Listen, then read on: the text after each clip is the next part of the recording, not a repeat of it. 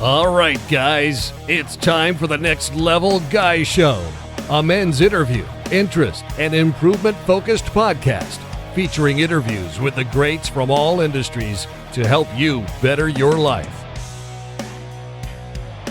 Each week, a new episode features an interview with one of the greats, covering all aspects of their story, from life hacks to tips and protocols that have allowed them to live life on the next level. We then highlight concrete action steps that you can use to improve your life. And now, your host, Ian Dawson Mackay.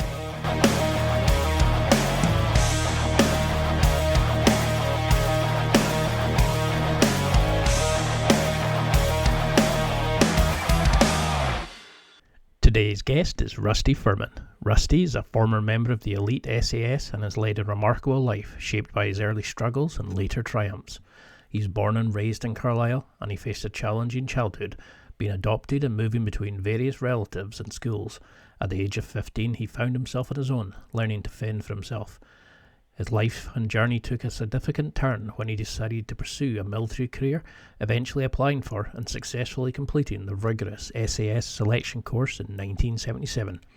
This achievement earned him the prestigious Badge Beret and Winged Dagger insignia, and he was assigned to B Squadron. During his time in the service, Rusty was exposed to various threats in different regions across the globe. He undertook multiple tours in these areas, facing the challenges of jungle warfare and desert training. Notably, he played a critical role as a blue team leader during the 1980 Iranian Embassy Siege in London, demonstrating his bravery and expertise in counter-terrorism operations. He participated in highly sensitive training operations worldwide, honing his skills in special forces training, presidential-level bodyguard training, and counter-terrorism techniques, providing security and surveillance services during conflicts like the war in Sarajevo and so much more. He's worked with prestigious clients worldwide and is a highly sought-after motivational speaker, sharing insights from his expertise and experiences in the SAS to inspire and educate audiences in corporate and business settings. His speeches offer winning strategies for navigating challenging situations and coping with crises. With passion and realism, he helps leaders and teams develop crucial thinking skills to tackle the ever-changing landscape of today's business world. His life is a testament to resilience, determination, and unwavering dedication to duty. His journey from a challenging upbringing to a celebrated SAS member and influential speaker serves as an inspiring example for individuals and businesses alike. And in this interview, we chat about his time in the military and the SAS, writing his books, the 6 Days films, and why you need to ignore the push to stop and aim to go always a little further every day in your life. And now, let's get to the interview.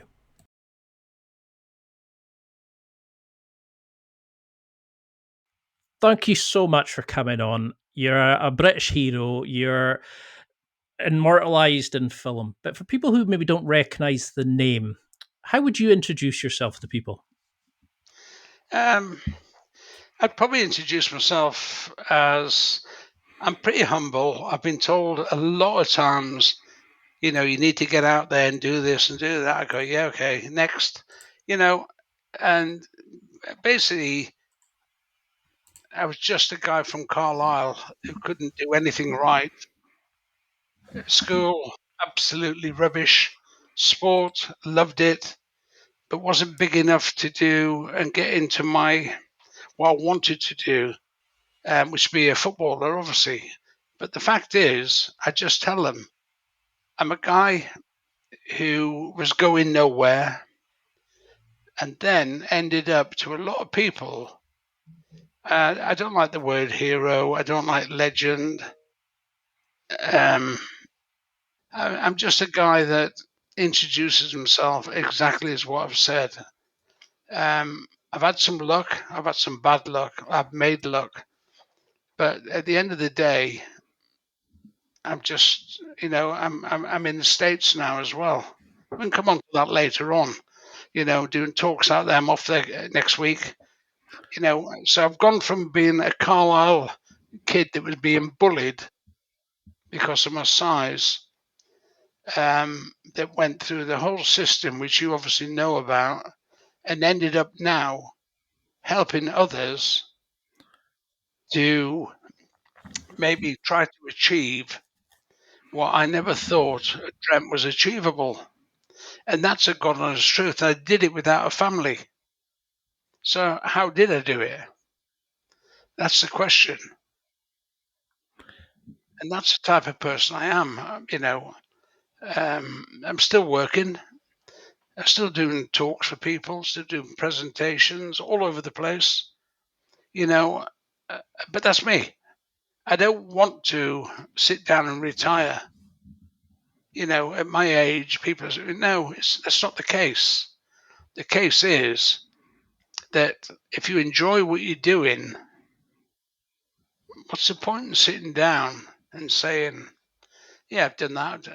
No, I've got more plans, Oh, you know, and I start again Thursday. I've got a big talk down at down at the Bisley, which are the ranges in the UK, shooting ranges, and then it's the States.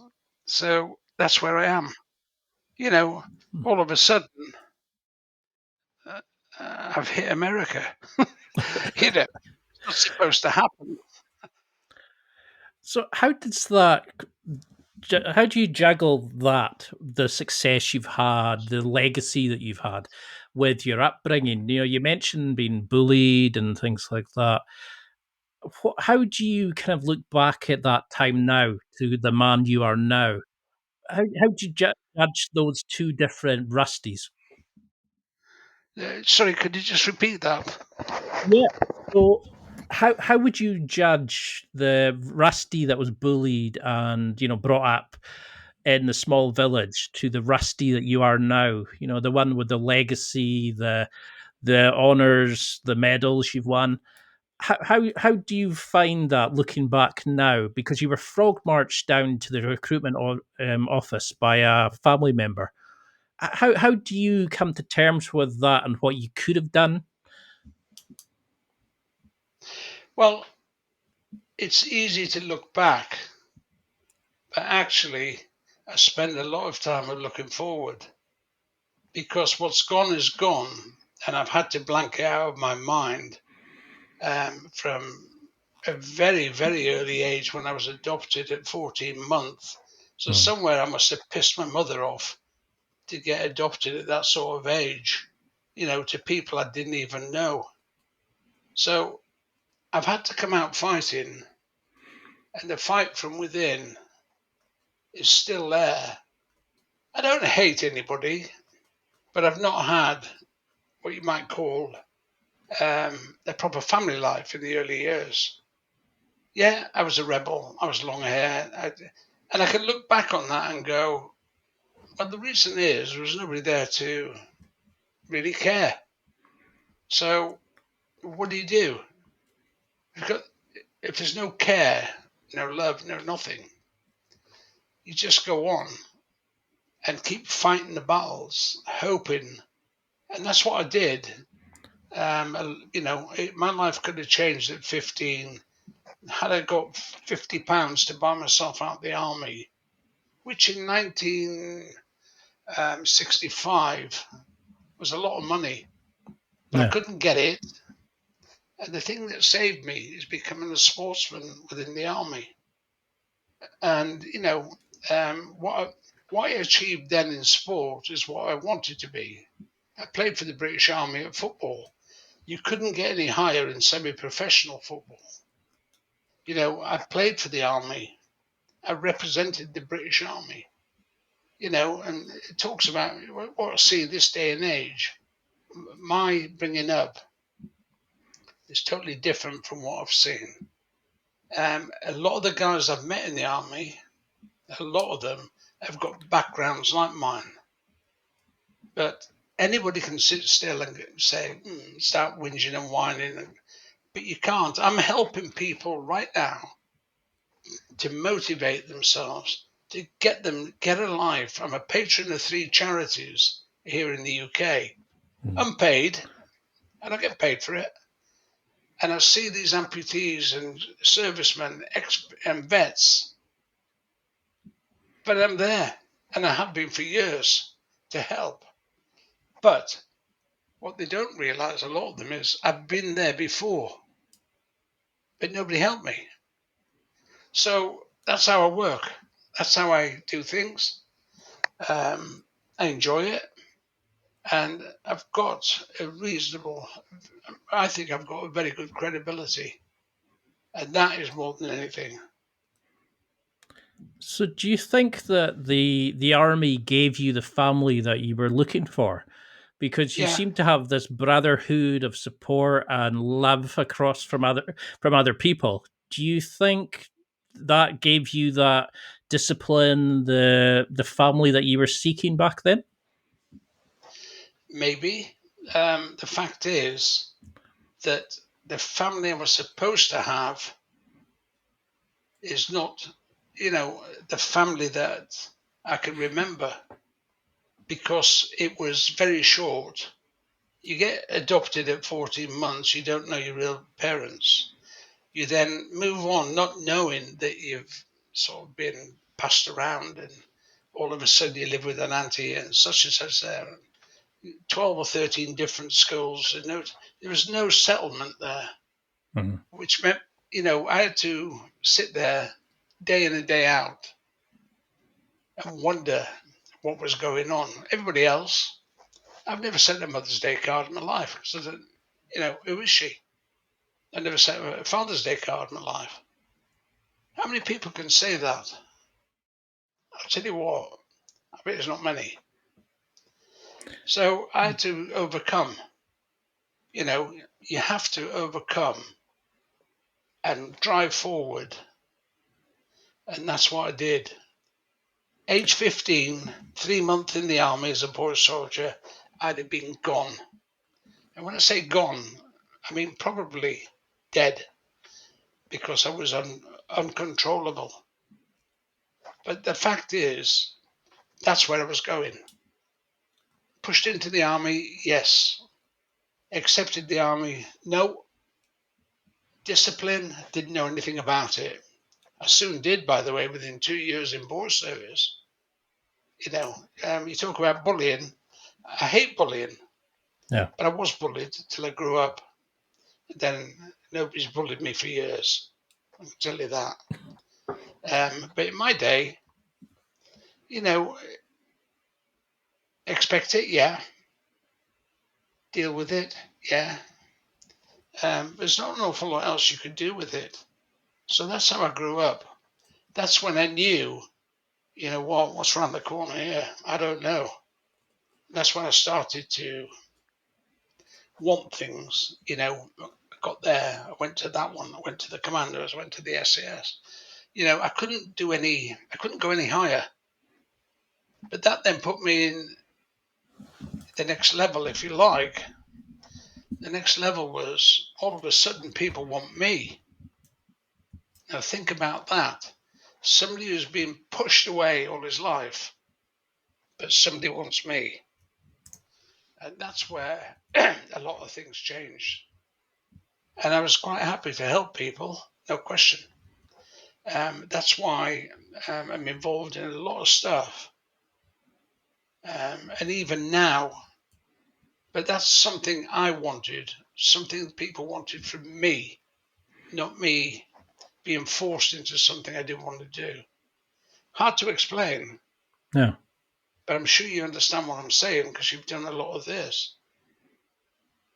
But I didn't need, all of a sudden, I didn't need people to rely on. I never had it as a kid. They relied on me. And all the way through my service, I could have gone at 15. I ended up doing 27 years in the British military. And 15 of them were in the SAS. And do you think the independence that you had when you were younger, that kind of resilience to have and have to rely on yourself, made you such a good soldier that they could rely on you to think on your feet, to look after yourself, to take leadership, to take control of situations? Do you think it helped you in a way? Well, it's definite. In my day, when I was 15, before, I was a runaway. It's like anything with excitement, piss people off, I suppose. That was me, but it was also my friends. Hmm. And then I went one way, they went their way, and everything that I've learned and done and tried to help others with, I've been through the learning curve, so I know what to expect. And that's where a lot of people talk the talk. Well, I've done it, talk the talk and I've walked the walk. And the fact is, Ian, that it doesn't matter what you do. I've been through it's been a hard life, right? Enjoyable in Hmm. a lot of ways, but would you swap it?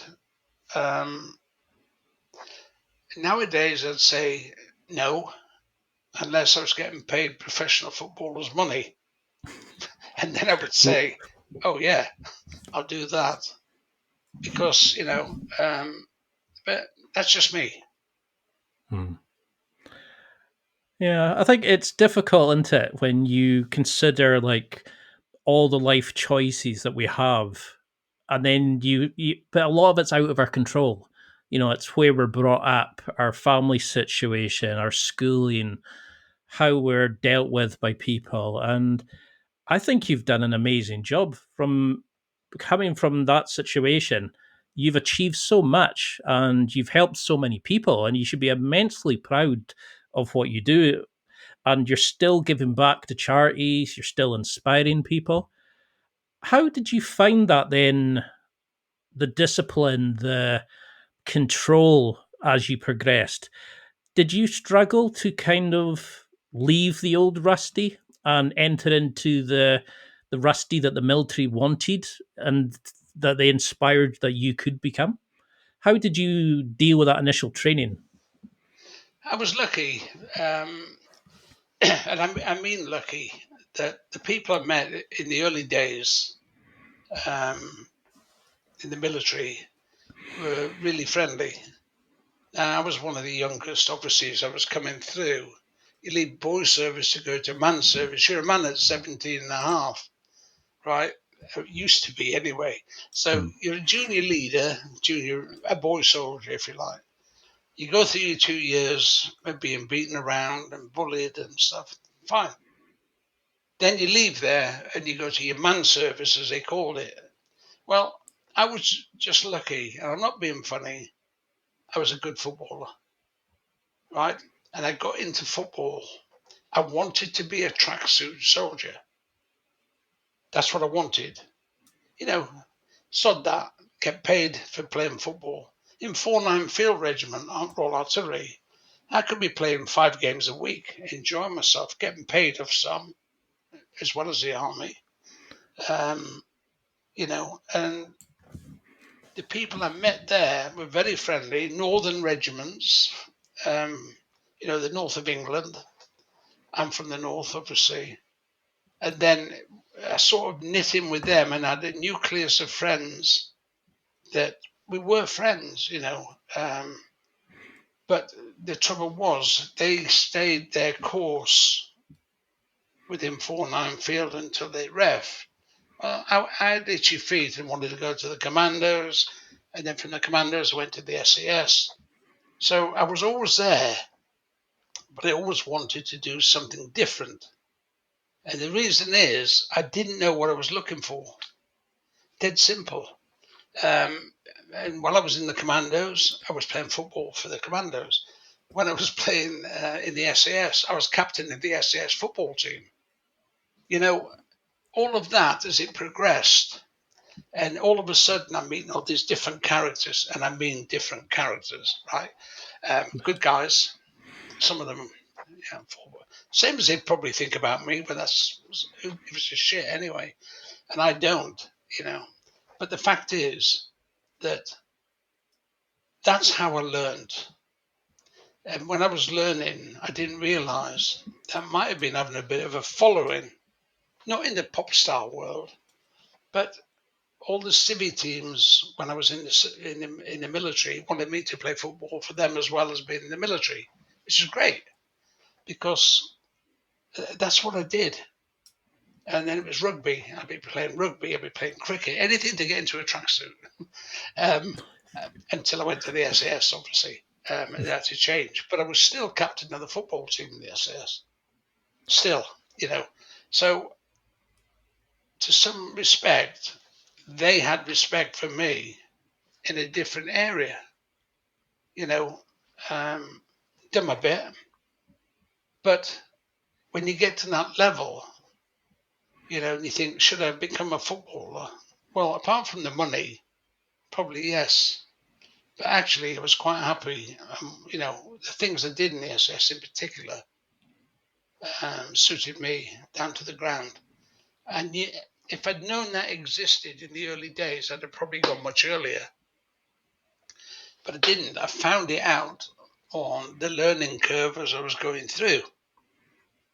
And that's what propelled me up until I left the army, when I then had a whole new world in front of me. But I wasn't frightened of doing that. Like some of the guys who leave the army can never leave the army. In here, now they're still in the army. Now, Yeah. guess what Rusty did? When I left, I went and did the NEBOSH, health and safety management, the most boring subject I've ever done in my life. But I got it, and I knew that it was coming in and being used, in the future. If you're doing security, I've got that background,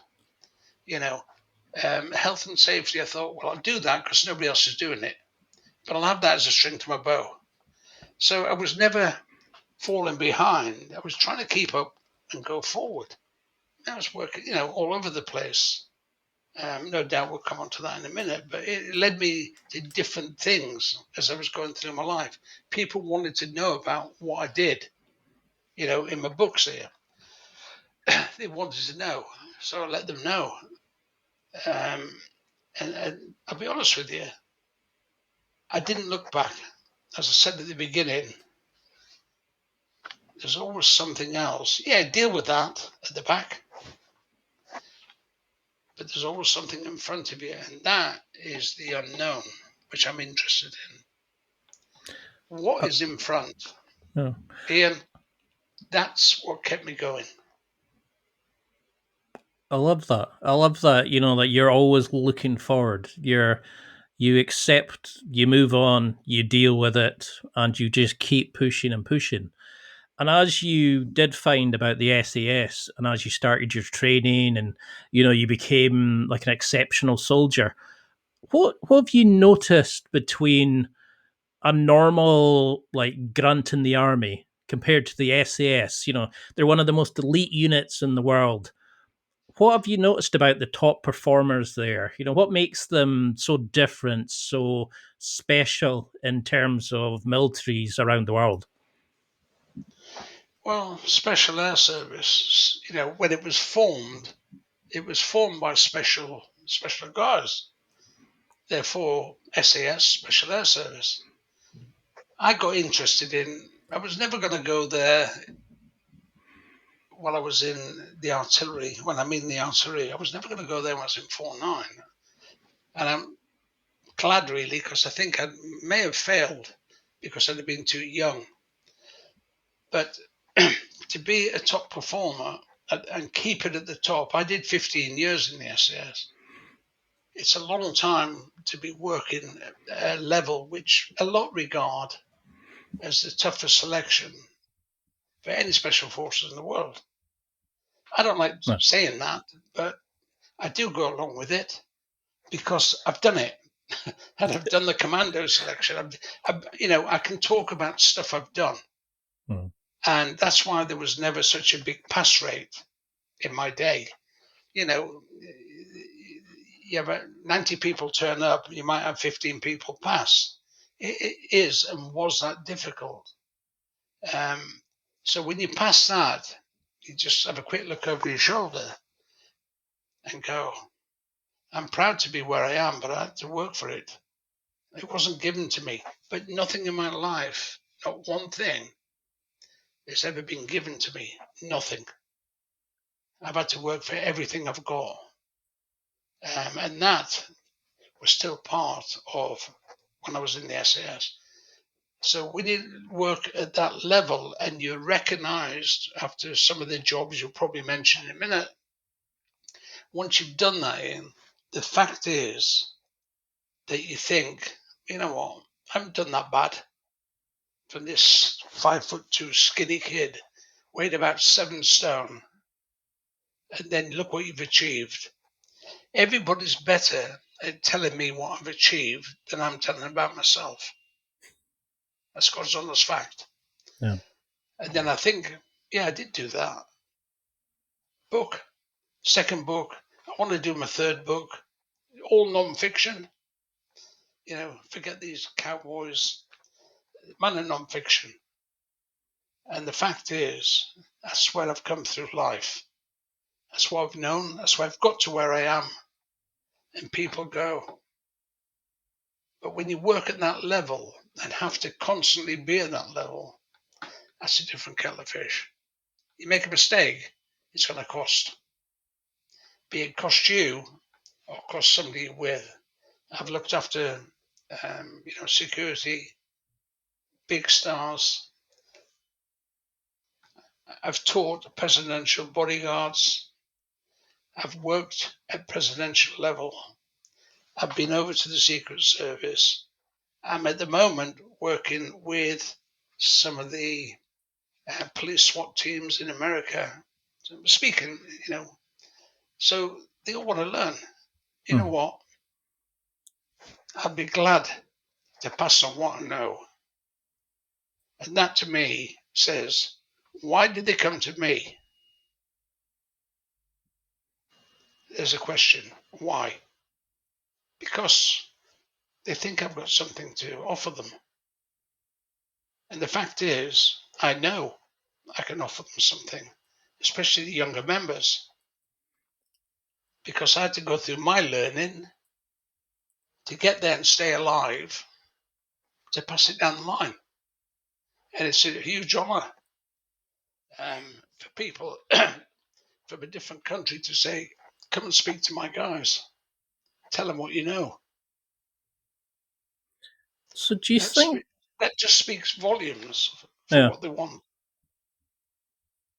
So do you think then that your books were the first chance you got to actually take stock of it all?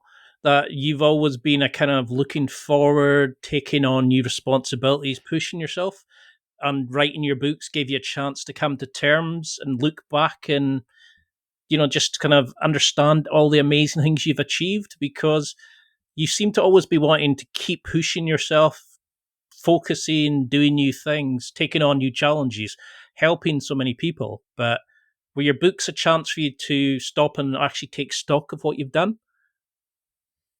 Well, the books are like it's something that's going to be there forever. Mm-hmm. So you had a chance to put your point across, which I've done. And the two books, let me know when I can show them. Oh, go for it. Two books, they'll be in the show notes as well. That's Go, which is on my website, www.rusty-firmin.com. That one, you see Jamie Bell quite clearly on the front, the British actor.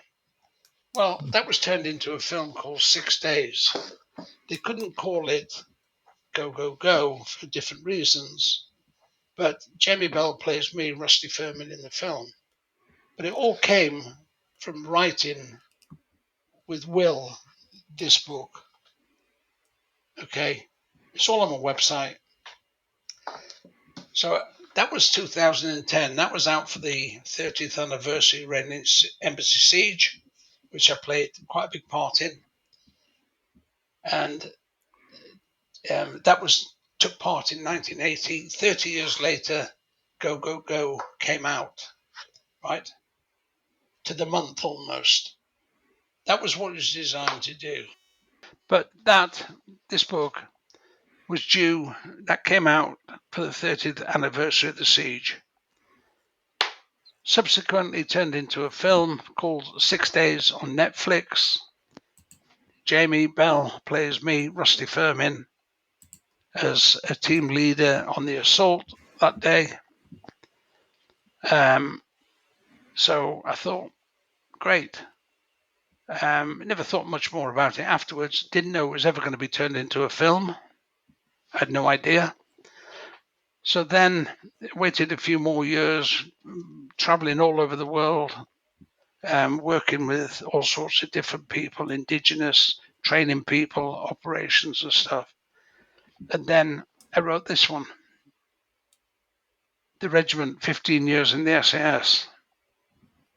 That, both of them are audible, by the way, if you need audible. So that was actually my life story up until I left the SAS in 1992.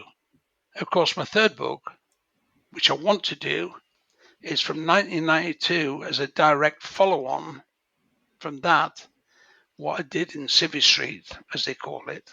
Yeah. That you're going to have some laughs at. And you're going to go, wow, even I did that. And I haven't even written it yet, but I've got it ready. So I'd like to do that. And again, people can see that there is no stop in life. You stop when you die, or you stop when you decide to stop. At the moment, I don't see the word stop. What I do see is always a little further, which is a mantra. Okay, there's always something else to do. It just depends what you want to do.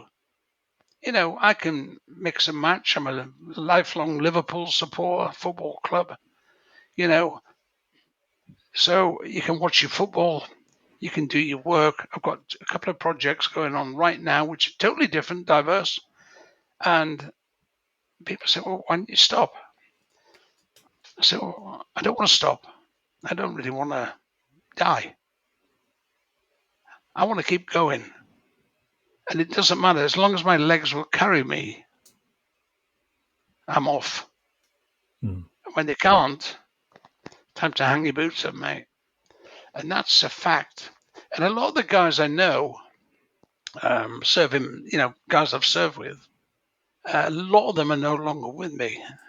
They're not there anymore. They're good friends of mine.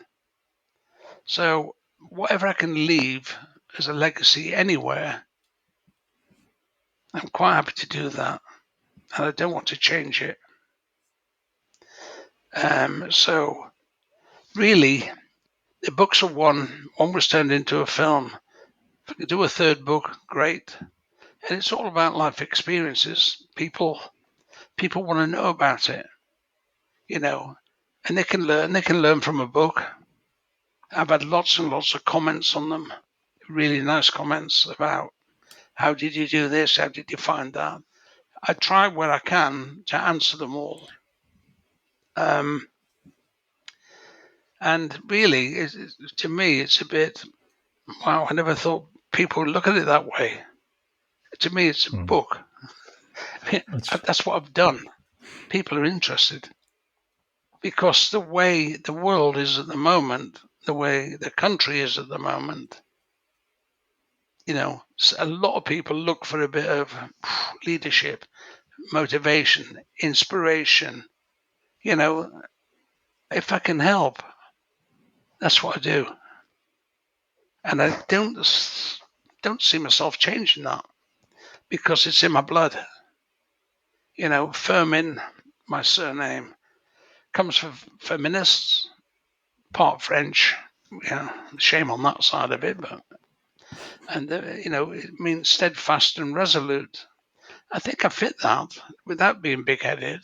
I think I fit in that bill because I'm really hard to shut up. If I've got a point of view to put across, I still look at this country as mine. I fought for it, and I'll still lay down. Even as of last week, I stood up, and I will keep fighting. even though a lot of it appears to be a losing fight because of our weak leadership in this country. The fact is, when people say something to me, I just say, you know what? At the moment, it's still my country. Take it or leave it. Sometimes it's a bit stronger than that, by the way. But I fought for my country. It's time for a quick break. There are millions of potential products to buy, so how do you know which ones are worth your hard-earned money? Simple. You go to nextlevelguy.com/affiliates and explore those that will transform and improve your life. You'll find deals, listener exclusives, and special offers with some great companies. Recommendations are 100% honest and only on items Ian has tried or believes in. The companies showcased will make you a better man in all areas of your life. Simply go to nextlevelguy.com/affiliates and level up.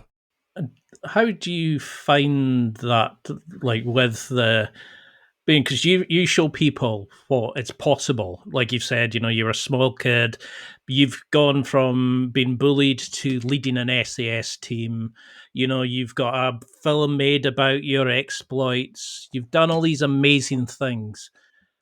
How do you find that when you look at it? Like, is the film realistic to what you endured, what you have to put up with, with the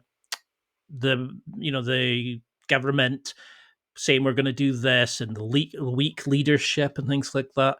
How realistic is the films to what you guys had to put up with? Because you've done amazing things, you've sacrificed so much for the country, but how realistic is the portrayal, like 6 days, to what you actually endured? Yeah. Well, 6 days isn't just for me, by the way. I've got a few of the guys that served with me at the time. They all spoke to the scriptwriter, Glenn Standrin, New Zealand Film Corporation. Everybody in their own words sat down and, over a period of a few days in Hereford, actually, they all give their story. But because of who I was and the man with no gloves, I was a standout. You probably, have you heard of the man with no gloves? Yeah. But did you There, really leave them because you were watching the snooker and forgot them? yeah. No, I didn't forget them. I sat down to watch the snooker with John McAleese, my mate. Mm-hmm. A lot of people know John with the moustache. And when we came in from stand 2, which means there was an incident, but it didn't go in, so we came back in. The snooker was on. The Embassy World Championship was on. Alex Higgins was playing Cliff Thorburn at that particular time. So we came back in on the day of May the 5th, 1980. We came back in. Then we went out for the very last time. Unbeknown, they'd killed a hostage, the terrorists. So my gloves, when I came in, normally went down my body armor. Take them off. Sit there with all your kit. I'd put them on the table, watching the snooker. And then we got a quick call out because they killed a hostage, a guy called Lavasani, the press attaché. That is a proper picture that was taken by police snipers of the day. It's called The Resolution. It's now my print, which I had a painting done. It's on my website, www.rusty-firmin.com. And that there, you can see that I've got no gloves on, and I'm the team leader. I'd left them by the television. So went through the assault, rescued the 19 hostages, disposed of 5 terrorists. 1 terrorist got out, captured. I went back and picked my gloves up after that. But really, it was just I'd left them by the TV when we got called out for the last time. But I didn't realize until we got outside the building, but I wasn't going back for my gloves. Yeah. They stayed there. They stayed there to the very end. So that's a print I had done of it. It's called the Resolution there, and that's the guys that went in the back door on the 5th of May 1980 to rescue the hostages, and I was a team leader of that lot. So how much planning are you involved in? Because in the film, you're portrayed as the guy that plans it, that works it out. You seem to have this great mind for these things.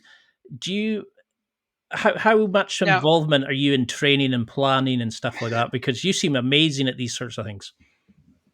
now, I mean, the film is a film, and I'll be totally honest with you. As much as we were involved in some of the planning changes towards the end. You may or may not know that, but the plan is a plan, and we call it a skeleton. And as days go on, you put meat on it. But it wasn't just me. Everybody has an input, but somebody finally has to say, right, this is the plan, right? And then that plan is the final assault plan, which we used. In the film, it looks like I've done a lot of the planning, but actually, it's pretty much other guys are doing the same, but it's a film. So the film has to be portrayed over a certain period of time.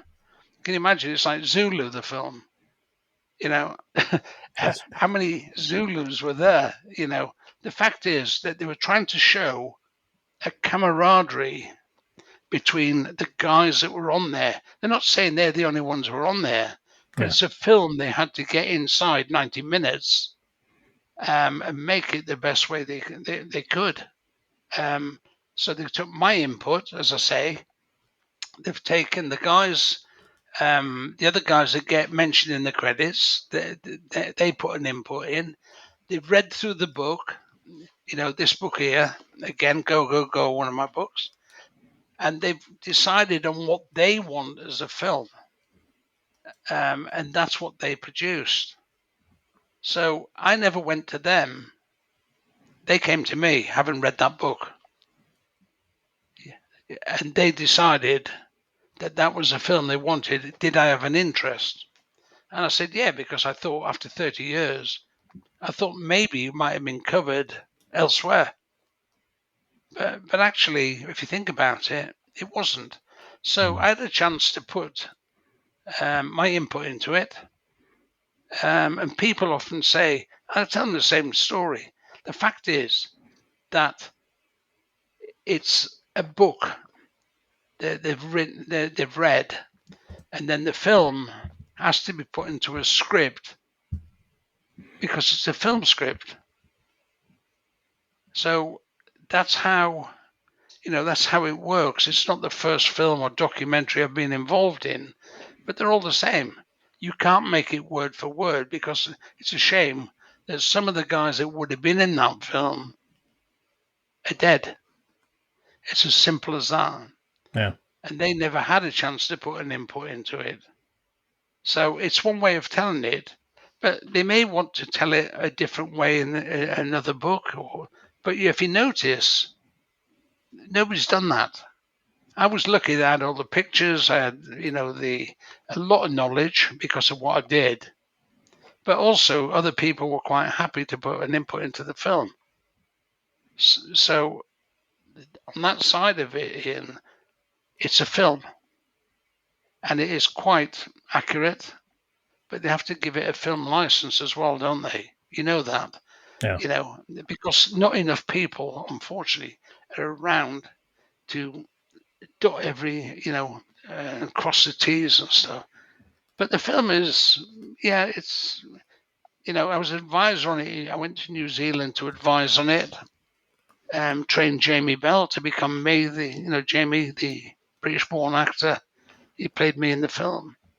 So they said, go out to New Zealand, which I did, and helped out there with some of the. But then when I came back, the Matthew, the producer and stuff, they got together and did what they wanted to show.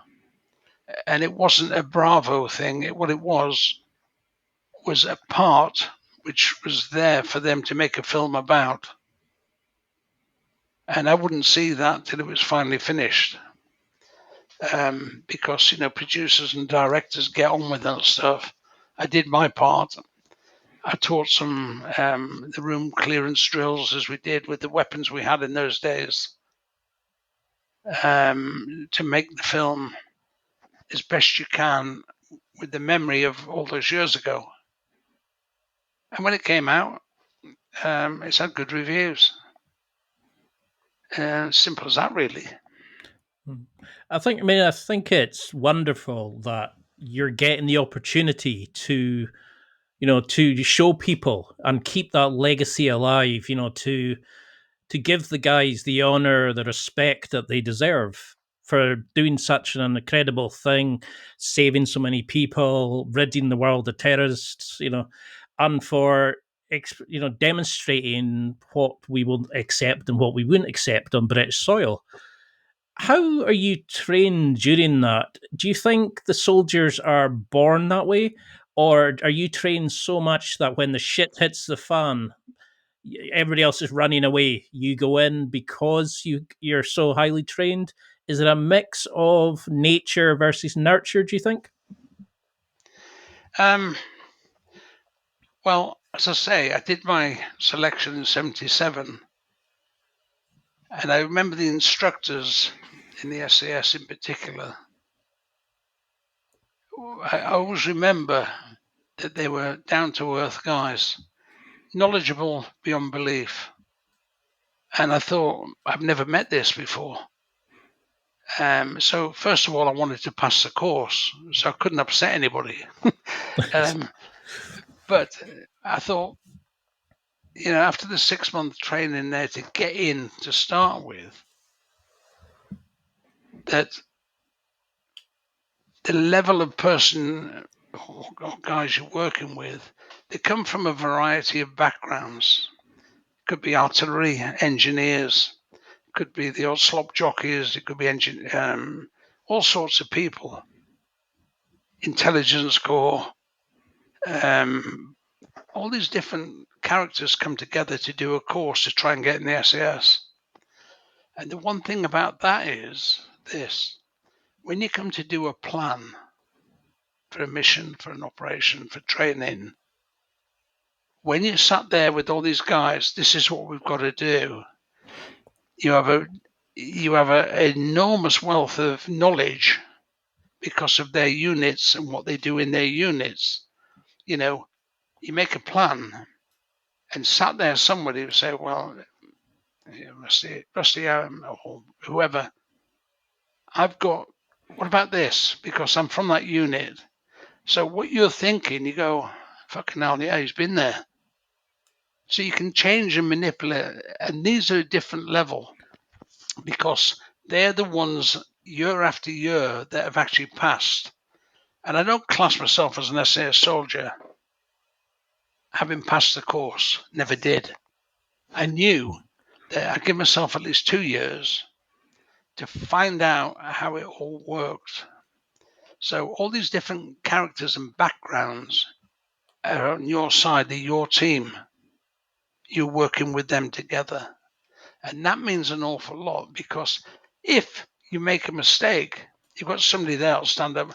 What about this? You don't discard that and say, sit down. You take that on board and think, is that a valid point? Then you talk through it. Excuse me, but I'm going to call it a Chinese parliament. I don't care who upset. That's what we did. Chinese parliament. Everybody sits down and throws their bits in. Yeah. One guy has to make the plan. Right? And you've got all these faces there. They're not young kids. These are predominantly 20 odds upwards. So they've all seen service. They've all come from different backgrounds. There's an awful lot of knowledge there. You discard that knowledge at your peril. Because those guys, okay, they've all passed the SAS selection. They've all got something to say. 99% of it is 100%, but then all that information you have to disseminate and then put it together. Right, this is the plan. Okay?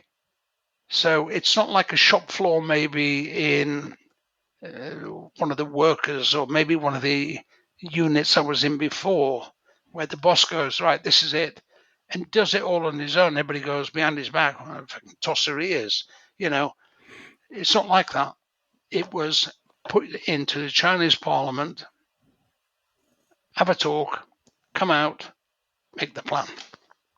That's why the SAS, in my opinion, is so successful, because they take on board everything, not discard it. Rubbish. That's why they're successful. Fitness and everything else, yep. I still think it's the hardest one of all of them to get into. But actually, when you're making the plans and success of the operations that are being done, that is one of the main reasons, and people don't know that. That's a really great insight, because you True. don't see that Absolutely anywhere true. else, do you?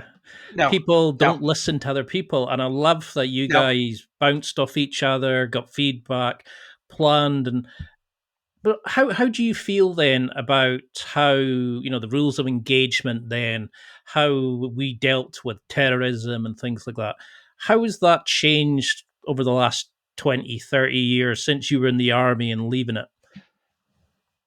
I'm not quite sure about that, because when I left the SAS, I don't follow them. I've got some good friends, by the way, but I don't follow what the SAS do, what anybody does. Rules of engagement to me are, first of all, rules of engagement. Great. There they are, written down. There you go. You go, yeah, okay. You know what? No, seriously. My rules of engagement were always, whatever happens on the ground, I'll make that decision. And I ain't going to look at a bit of paper. Not for anybody. Not for one person.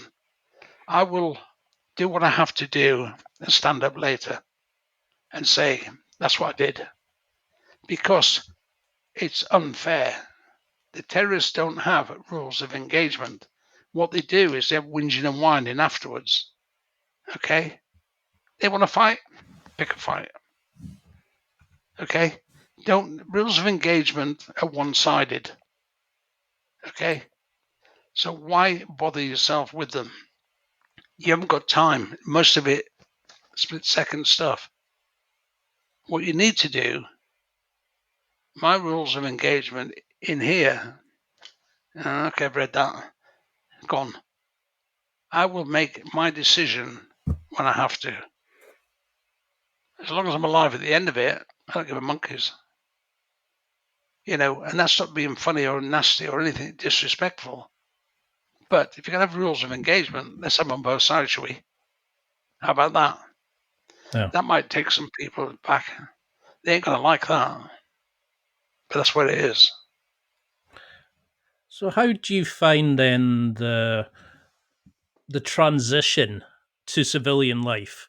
How do you find leaving the army? Because I've interviewed people. I work in a university where one of my colleagues he's the British military champion with the university, and they're looking at transitioning soldiers to civilian life, and that there wasn't like a good way of doing it. They were kind of just, there's your sign out papers, off you go.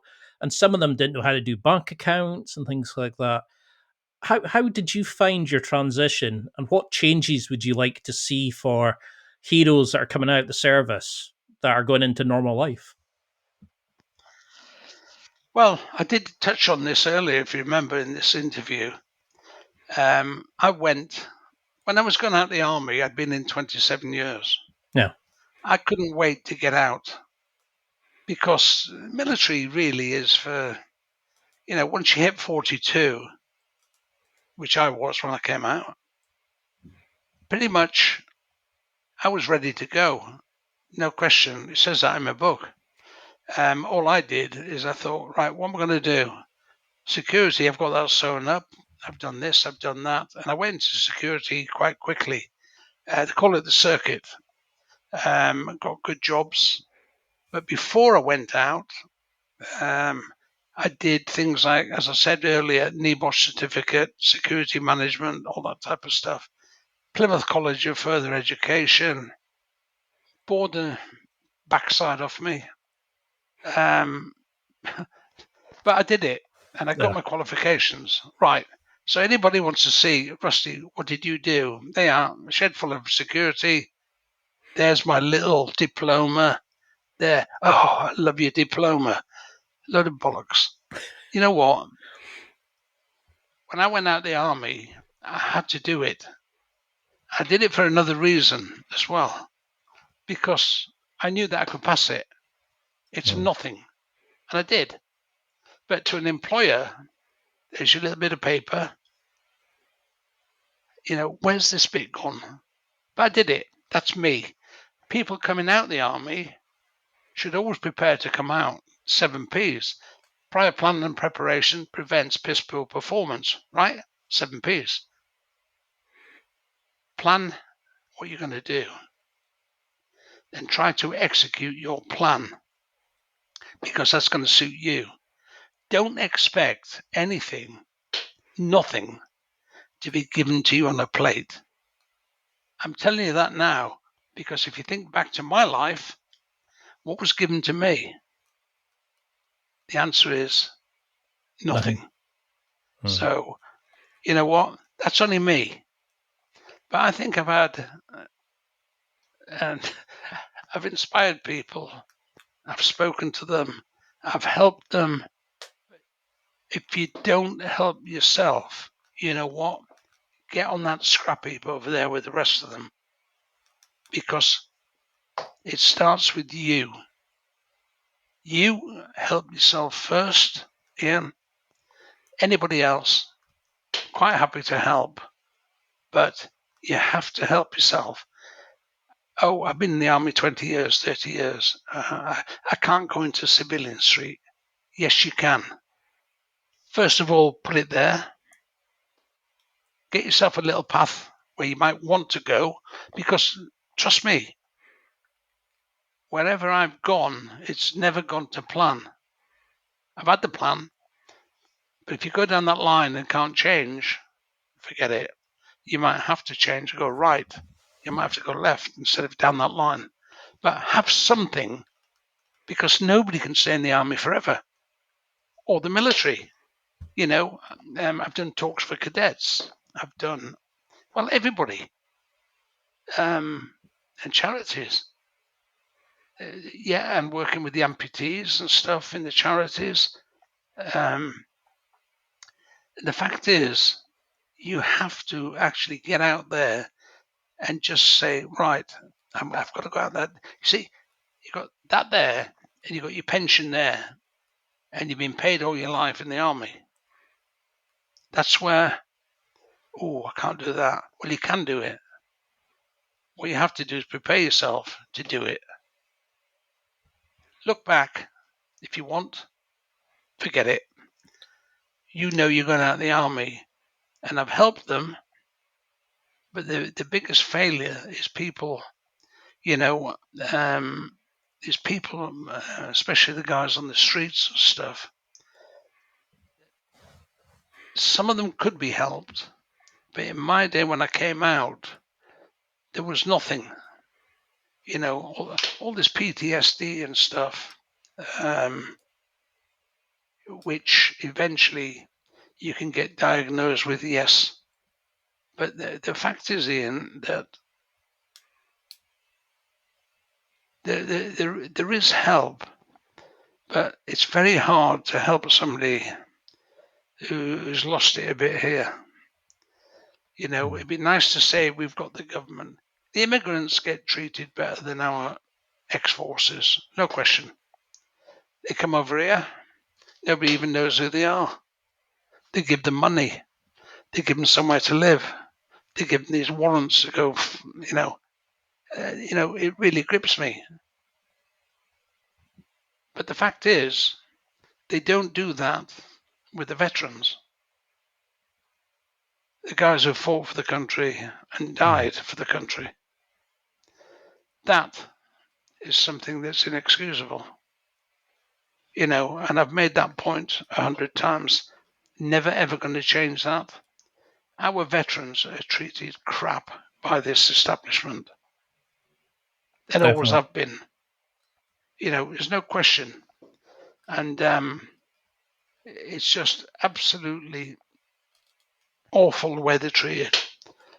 They've been through a lot. And the day it stops, maybe their mind stops. Well, but that's not the case.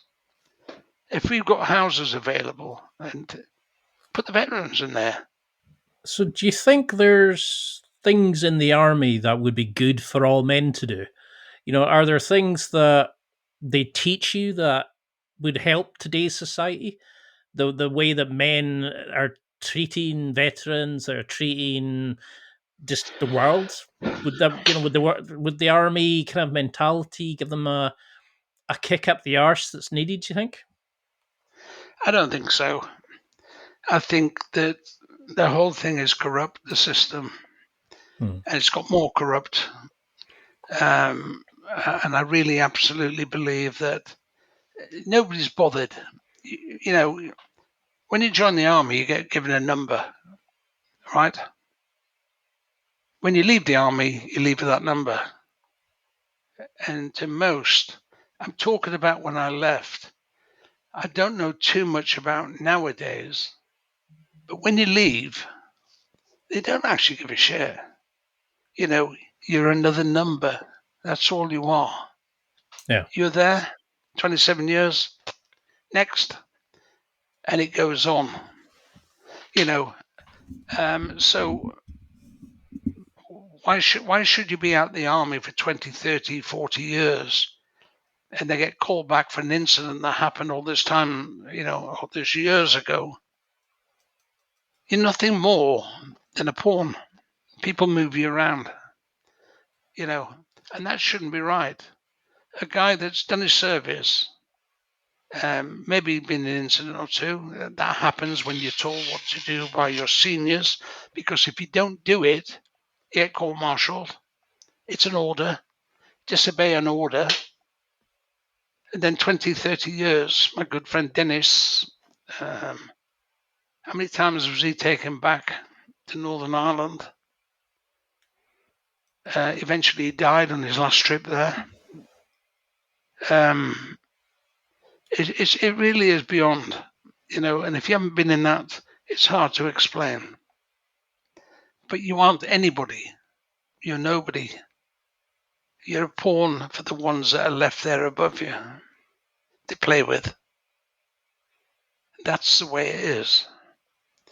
And I don't see any changes to that because, I'll be honest with you, just have a look at the governments we've had. They're not bothered. They go home at night. You don't see their kids getting, shot because they're never in the forces. Have a look at it that way. So, what advice would you give to anybody like in the army, joining the army, in the SAS? What would you give them, like maybe to inspire them or to kind of rein them in, to kind of have them focused on a particular way to be the best they can be, their best self in the role? Well, I've said this before, and the fact is that maybe myself now, if I was going to join the army now, knowing what I know now, I probably wouldn't have joined the army. But the fact is, I'm not telling people not to join the army. But what I am saying is, before you do that, you need to have a good look at what's actually going on, what you could be involved in. Do you want to be 20 years, 30 years after you're married and got 3 or 4 kids, or whatever, being dragged in before a court for something that happened 30 years ago? It needs a lot of thought in. And I wouldn't say to anybody who wants to join the army, don't join, because of because of what I did. I enjoyed it in the end. But what I would say is that they need to make themselves 100% certain that they're ready to face those consequences. Because I've been through it, and I know a lot of friends of mine who've been through it. And that's when you think, I've served my country. Now, all of a sudden, you drag back for this, drag back for that. They've got a family as well. Nobody cares about them. Yeah. All they care about is appeasing the establishment every time. So I would say, give it some thought. Because I've had some good times. And I've enjoyed a lot of the stuff I've done. But I am watching, and I do work with veterans, and I can see how it affects them at times. It's not good. But everybody else, they're not in that sort of setup. They don't get a chance, mate. They have to do what they're told. I don't like that. I mean, the thing is, you've given other people a chance at life by saving people, by rescuing people. You've done these amazing things and you've changed society for the better. So you should be phenomenally proud of what you've done. I mean, there's a lot of things I could say about the sacrifices you have to make, which are unfair on what they give you in support afterwards. But when you look back now, what do you think about, like if you could remember that day that you started to the day you left, what do you think of that time now? Is it something that you look at with pride? Do you ever long for playing football, just enjoying yourself? What do you think of when you look back? I mean, do you have any regrets, or because you've saved so many people, but what would you write in your book now if you had to sum up your life? What would you say? There's an awful lot, because I'm going beyond where we are right now. Hmm. I've already spoke about recently about what's happening worldwide. My time in the army was different than the time in the army now, right? Yeah. Because certainly different prime ministers who actually support or stab you in the back. I was lucky that we had Maggie Thatcher. I know not everybody likes her. It's a fair point. But we don't have those type of people anymore. I can only talk about what I did when I did it. I can watch what goes on now, and it's beyond. You just don't know what they're doing. But me, I was lucky in some respects. Did my time, got out of it in reasonable condition, look back, and then see, certain things that happened. 90% of it's political, obviously, but the soldiers are the ones who have to take the brunt of it. But I really would like to see them supported better, looked after better when they come out as a veteran, helped if required, and they shouldn't ever have to be on the streets. Now, I can write about that because of what I've done since I've been out. And I want to get my third book out because I've never been about myself. And I do voluntary stuff, which I get my kick out of that, helping. But I do think that the country is more orientated towards immigration than it ever is towards soldiers on the street, shall we say. And they're not bothered. They've done their bit. Their number is passed. And that's it. I mean, you've mentioned about, a lot of great friends. You're helping a lot of people just now. What did the service teach you about, like building friendships, building, that kind of lifelong friends, teamwork? Because you make a brotherhood in the service, and you help the people now. You're helping veterans now. What have you learned about friendships from that? That, and almost that sense of being wanted, the sense of being part of something by being in the service. As I say, when I joined and when I moved on through the army, a lot of the people I met were people from similar backgrounds. Yeah. Okay, remember Dr. Bananas and stuff like that. And you seem to get this like nucleus that come together, like magnets attracting each other. And you find that for every story you've got, your mate's got a story. And you talk about them, you can relate, you bond a friendship. Somebody, you have to be able to rely on people. When you work in the sort of stuff I've done in the SAS in particular, if you've got a weak link, it's going to be exposed very, very quickly. Definitely. So I mean that. And the fact is, you have to rely on what you've got. You're close, and you're in small numbers, really. You've got to realize that it's probably at some stages do or die. But the fact that comes and goes, they're your top friends. Then you get the next level. The next level of people, acquaintances, let's say. People you play football with in the regiment or whatever.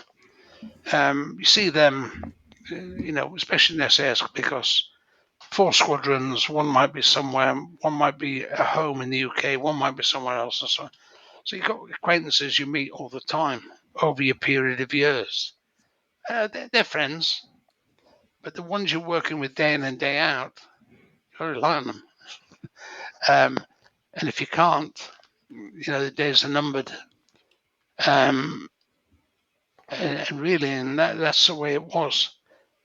You've got to make your mind up with what you've seen in life, what you've done, how you've been let down, how you've got people who go ahead and force it. So you make that type of friendship, and then maybe one of them die. So you've lost your best friend, but life goes on.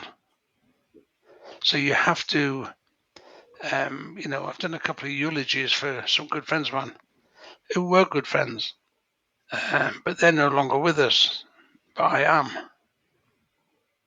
And so if you look at it that way, I think you understand what I'm trying to say.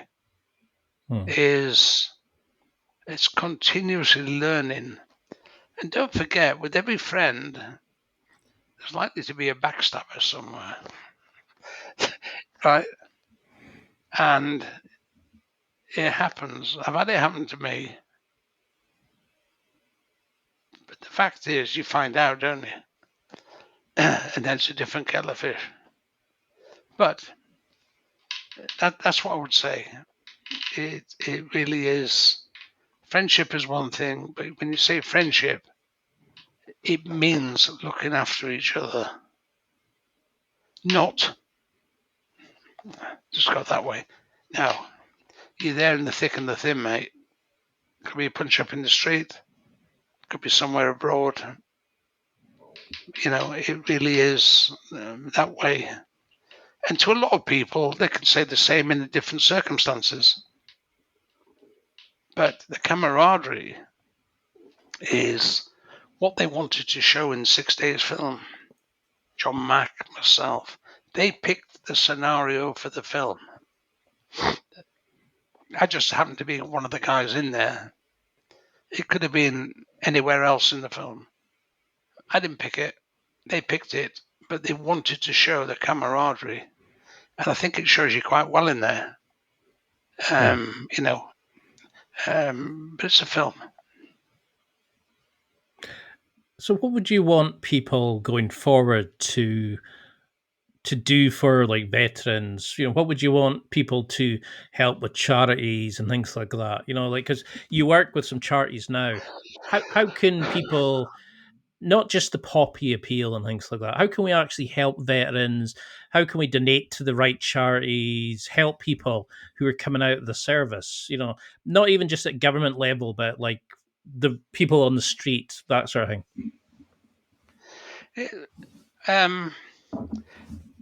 Some of the bigger charities I wouldn't touch because I know what's happening in them. Unfortunately, I can't say what it is on here, but they really are piss takers. It's a shame to say that. But there are one or two charities, they're real hard-working charities, which I do it for nothing. I don't get paid. I'm a patron because I believe in it. But the charity system seems like it's open-ended for one, where they put the money in, they take it out. You know, how much do they do with the money they get? Nobody actually finds out. But we've all got our spies in the woodwork. So the charity, setting up of a charity and stuff, I've thought of doing one myself. But actually, there's, I don't know how many, there's a couple of thousand charities. Every one of them is supposed to be doing wonders, but actually they don't. But I had one for veterans in mind. Might still do it. You know, speaking to James the other day, and up in Scotland in particular, there's a lot of soldiers in the streets. And I was thinking of, because my best mates, John and I, died in Siege, I was thinking of maybe doing something with them or for them. It's just time consuming at the moment to like, just get around this corner I'm at. And I might still do that. Because there's so many of them. And there's always the stories, you know. I know some of them are true, because I've seen some of the stuff that's gone on. And I didn't particularly want to get involved in that and be part of it. But there are some good points to do if you can do it. Some shit as well, by the way. But and I think everybody, if it's needed, because there's a lot of the veterans are amputees, as you well know. And all they try to do with them is give them a life back. Give them something to aim at. Give them a task. Not let them think, you know, they lost a limb too. Some of the guys have lost 3 limbs. You know, and some of them still climbing Everest. You know. So they've got, not everybody needs to think. It's hard to say, you know, I've lost a leg. So they're still alive. And they're still alive. And they can be helped. But the mantra that we use for that is, I said it earlier, always a little further. Think about that one, Ian. Always a little further. And, you know, wherever you can, there is help. Outside of people who know what's going on, it's pretty much, you know, it's easy to look over the top of it and go into the middle of it. That's what I don't like. I think that's maybe what we need is a charity run by veterans for veterans, people who actually understand and actually will deal with the problems, not just take a salary because They want to talk the PR stuff that will actually help the veterans, and I think that would be an amazing idea. I know we're way over our time limit, but such an honor to have you on. But what would you want people to take from this interview? What would you want them to remember about you, about the army, the movie, about life in general?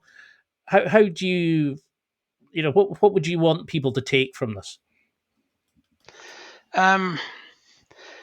Well, for anybody who watches it, is that I'm not about myself. What I've done is I've done. Mine's documented. So wouldn't it be nice to have some of these guys coming through and take the bull by the horns and get themselves documented for taking a lead, throwing everything aside, sod you, yeah, and go on and push and push and push. And then let them be talked about. Oh, well, he was injured, and it doesn't matter. You've still got a life. And the fact is, they're not well looked after. Nobody's ever going to change my mind on that. Nobody. But for me personally, I've done my bit. But I'm not finished. I'm there to help. These guys, as long as they don't feel sorry for themselves, I know it's horrible to say, I don't mean it nastily, some do, cast that aside. Look up there and say, always a little further. Make that move. See if it changes your life. Because life changing, it can come from other people. But actually, I always remember a guy called Jim Rohn I worked security for. He said, in winter, the birds have to fly south. That's what they do. Yeah. A human being can turn and do whatever he wants to do. A bird has to fly south. That means it's got no choice. That's what they do. Yeah. I spent a lot of time on ornithology. Birds, study of birds, yeah? They fly south. So a veteran doesn't have to fly south. A veteran and a group of veterans can do what they want, Ian. They make their mind up. They're the ones who can change their course. Yes, they can have help, but only only a veteran can change his own course if he wants to. You're not going to round them all up and go, right, you're all going over there tonight. I wouldn't go. I'd say, no, I want to go over that side. Bird can't do that. Yeah. Has to fly south. So, from what you've just asked me, there is mileage in it. There is some help. And the fact is, as I said earlier, you have to help yourself. It sounds horrible at times, but stand up and be counted. You're in the military. Don't even be worried about upsetting anybody. Just do it, as the advert says. And that's what I would say. And I know, because I've been around enough of them.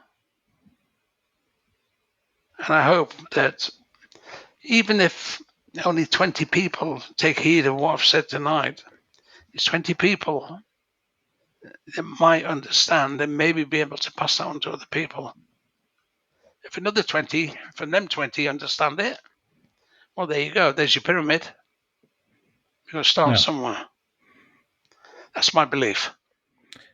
And I think you've done this amazing job of showing people, that you can start from anywhere, that your starting point doesn't matter. It's where you finish. No. It's always just a little bit more, just keep going, keep pushing, and you can keep achieving things. And I think you're going to inspire so many people. So how can we keep in touch with you? How can we, find your website, buy the books, see the new books and listen to your talks? How can we follow this journey you're on? Normally, anybody wants to come to me, just go to my website, www.rusty-firmin.com. There's an awful lot in there. It's just been updated. There's more to come. If you go there, first of all, it's got email address on there. It's got what you need. And I don't normally put the talks on there, but people who get me to go and do the talks, it's what I do for a living, basically. That's how I'm back out to the States again. And they look after you really well out there. They look after their veterans far better in the States than they'll ever do in this country. Absolutely, I don't know how they do it. They are veterans mad out there. So they are well looked after. Here, you forget it, But if you go there to the website, first of all, you'll see what's going on. There's contact forms on there. And I've been contacted by quite a few. And if you can get that going, I can let them know once I get it's a relatively new site up. The other one I've taken down. I've got a new one. It needs just tweaking up a bit in certain areas. But the fact is, it's on there. And then just type my name into Google. It's all over the place. But yeah, that's it, Ian, really. The books are on there. It's not an awful lot of merchandise. I didn't believe in that. I'll put some other stuff on there when I get back. But in the main, there's enough stuff on there for people who really want to have a look and then see what happens, mate.